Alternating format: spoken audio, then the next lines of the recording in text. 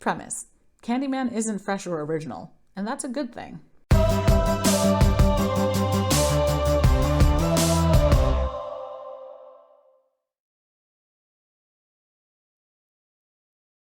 Welcome to Everything is Lit, where we treat anything and everything like literature and dissect it. Today, I am trying something a little different. Rather than giving you a pre-recorded video of, my dissection of some pop culture phenomenon, I'm instead going to give you sort of live commentary on a really recent pop culture entry. As the title suggests, we're going to be reviewing the film Candyman and just taking that apart a little bit. And because of that, I want to mention that this commentary is going to have spoilers. So if you have not seen the film and you intend to see the film, don't watch this video just yet. Go watch the film, think about it a little bit, and then come back to this video. If you either have seen the film already or you don't care about spoilers, then this is the video for you. I'll also warn you that we're going to be talking about some heavy topics. So if you are more sensitive to that sort of thing, maybe take a couple of minutes, decompress, and then come back to this film. But just want you all to be warned. So let's jump right in. I want to begin by saying that overall, I really like this movie. I thought it was an interesting premise, that it was properly scary in all the places where it needed to be scary, especially now that we're entering spooky season. I love the acting, I love the special effects, I love the pacing. Again, like everything about this film was really interesting, really engaging. I think it also helped that I saw this movie in theaters, and so that felt really good. But what's interesting is that when I left the theater, I couldn't help but feel that something was missing, something that just that last piece that needed to be part of this experience to make me feel like it was really engaging or impactful. I liked the movie up front, but I also didn't know what I was supposed to take away from it. And what's interesting is that, in any good story, right, whether that's a book, an essay, a newspaper article, a movie, by the end of it, the audience should know why they were expected to read that, right? Why it was important to experience that story, why the author was even telling that story to begin with, whether it was to make the audience laugh, cry, think, ponder, get angry, do something. There should have been a point. It was very hard for me to figure out what the point of this movie was, and I had to wrestle with that. I had to really think about that after I left the theater, which I wasn't used to doing. Usually, especially with movies like this that feature predominantly Black, characters and talk about our stories and our community, it tends to be a lot more obvious, but this one wasn't. Specifically, what was interesting was that it felt like it wasn't that fresh. It felt like there was some originality missing. To me, it felt like this story had been told already, or at the very least that we all knew all the information already, The premise of the film was that the titular character, whose name I will limit saying because I am in front of a reflective surface, but the titular character was a victim of police brutality. He was accused of a crime that he didn't commit, and because he fit a profile, the police went and acted as judge, jury, and executioner. He died horribly, brutally, painfully, and then came back as a spirit of vengeance. And so those within his community knew what and who he was and were properly frightful of him. Years later, he becomes part of this myth, this legend, this urban myth, and some people take him seriously, others don't. And he is summoned through this ritual of saying his name 5 times in front of a reflective surface, and he's only visible in that reflective surface. And because I can see myself right now, that counts, and I will be limiting how often I say his name. He comes back to life and he kills whoever says his name brutally. And he has a hook hand, and it's just awful. And so, that was really interesting. And of course, like on the outset of it, right, this film really felt like it was a hot and heavy, critique of institutional racism, right, and of the things that come a part of that, right. There's an entire discussion that happens between Anthony and Brianna, the main characters, and Brianna's brother and his boyfriend about gentrification, right? And how, there are cheap pieces of land, usually in the projects, that get bought up by these real estate developers who then, push out the people who live there in order to make room for other tenants who can eventually then attract people who can pay more. And so, it's this indirectly violent way of marginalizing a group of people. And when you look at, the history and society of America, the people who live in the projects tend to be Black and they tend to be poor. And then they get pushed out and to make room for people who are traditionally white and middle or upper class. So, that's just one aspect of this. Of course, there's the overarching police brutality theme that throughout this movie, because without that, then the legend wouldn't have been created. And the movie even ends with even more police corruption. So, there's these themes of all of these corrupt injustices throughout the movie that are integrally tied to racism. So all of that, pops up in this movie, and it's fantastic. Those are great things to talk about. The thing is, though, the types of people who are watching this movie probably already knew that. So it's not really presenting any new information. And because of that, it felt like this movie wasn't really doing anything new. The thing is, though, the stagnation in this movie, this idea that nothing new is really being presented, I think is really intentional.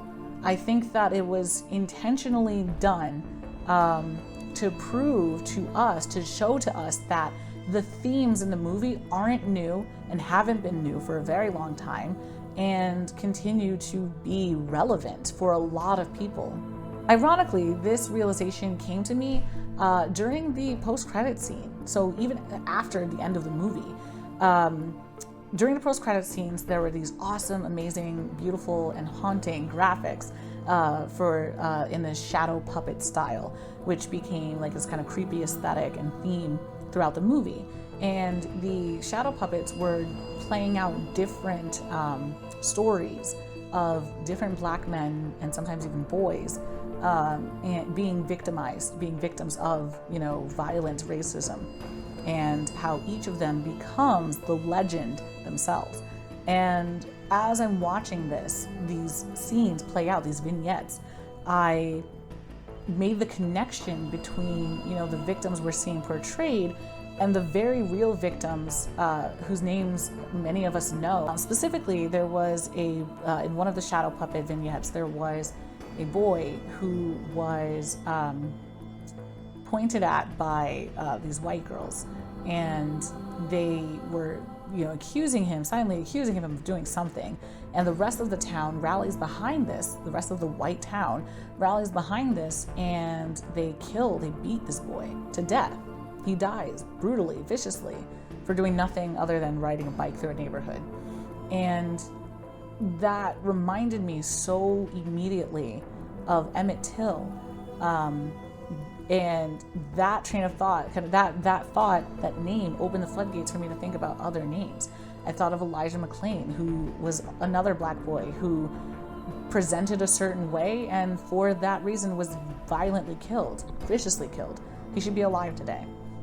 And of course, that thought then led me to the other names we've had to learn recently, right? George Floyd, Breonna Taylor, Ahmaud Arbery, Trayvon Martin even, who was, yet again, a Black young man who was killed for the suspicion of wrongdoing.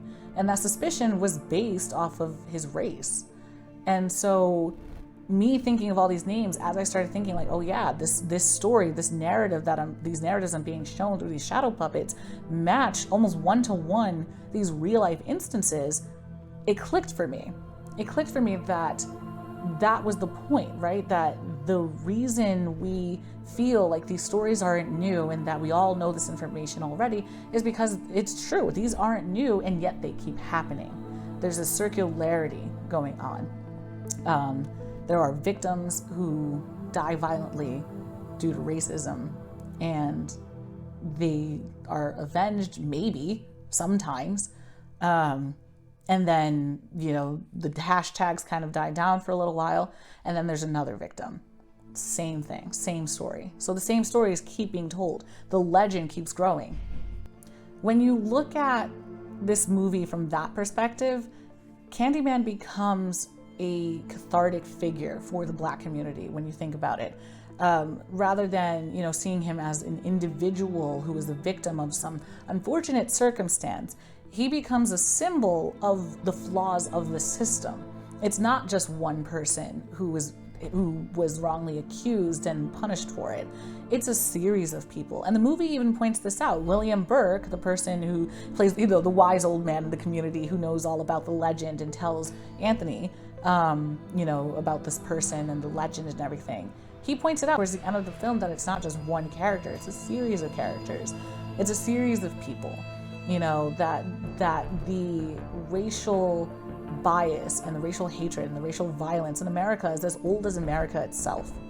And so this legend isn't just about one person being a victim of it, it's about several people being a victim of it. And furthermore, of that process, that institutional racism not changing. One person was a victim, and yet we still keep getting more victims. The story is not changing. It's also interesting how the victims in this film are almost exclusively white.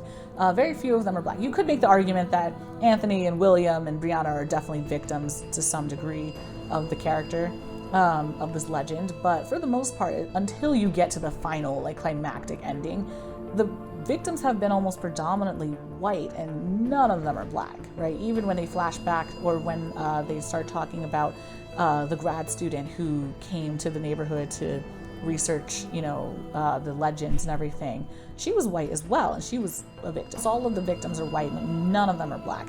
And I think that that's tied to the ritual required to summon this legend, right? When you think about it, and this is even a point that's made in the movie, there are only certain types of people, stereotypically, who are likely to say the name 5 times in front of a mirror,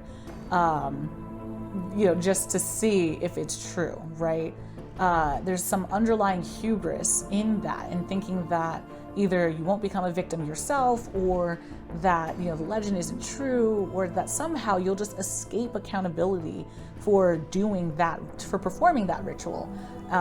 And the movie points out that that in the Black community we consider that quote unquote white people shit. That's because to us, only white people would really have the hubris required to actually try to summon a vengeful spirit to come and kill them. Again, tied to this idea that maybe it's not true, maybe I'll be able to escape, maybe, it's just fun and games. On the other hand, though, the Black people in the movie, none of them, well, Anthony aside for different reasons, but none of them want to say the name. They're all, even when Anthony jokes about it with Brianna, she gets creeped out, right? She doesn't necessarily think it's true, but she gets creeped out and is just like, nah. And so when you think about it, the character comes to kill those who specifically lack the reverence and the respect for his legend and dare to summon him. And those people, at least in this film, tend to be white. So it's really interesting how, you have this racial coding simply because the ritual to summon this vengeful spirit is tied to hubris. So that could be, whether that's intentional or coincidental, it is very interesting that Candyman does prey on those who exclusively fit a certain profile. What's interesting is that Brianna, in the end, is one of the people who summons this character so that she can escape police custody. So like I said, at the end of the film, Brianna is taken into custody because she's at the site of William Burke's murder at the hands of Anthony, who is now ascended to be the next legend figure. So she is in custody, and the police say, hey, look, either we can implicate your boyfriend or we'll implicate you both, basically, for these murders. And she's just like, but neither of these things is true. She's trying to think of how to get out of the situation. And so she invokes the name in order to summon the character who is now Anthony, to escape custody. And Anthony kills all of the police officers, but doesn't kill her. So that's very interesting, right? So yet again, now you have the character picking and choosing who his victims are, and he specifically chooses those in positions of authority, and specifically those in positions of authority who are abusing their power, like in this instance. In addition to that, we now see that, the movie comes full circle. It begins with an instance of police brutality in which, the original person was being targeted by police because of the razor blades in the candy, and he dies horribly. And then it ends with Anthony, now ascended to this new role, kills the police because they abused their power and put Brianna in harm's way. It's this beautiful circularity and like kind of chiasmus, right? Where, it ends, the ending undoes the beginning. What that also does too is it serves to make the story circular and further underscore that feeling that there's nothing fresh here, there's nothing original, there's nothing new being presented to us. And the reason for that is because there is nothing new. Everything is the same, nothing has changed. And isn't that a damn shame?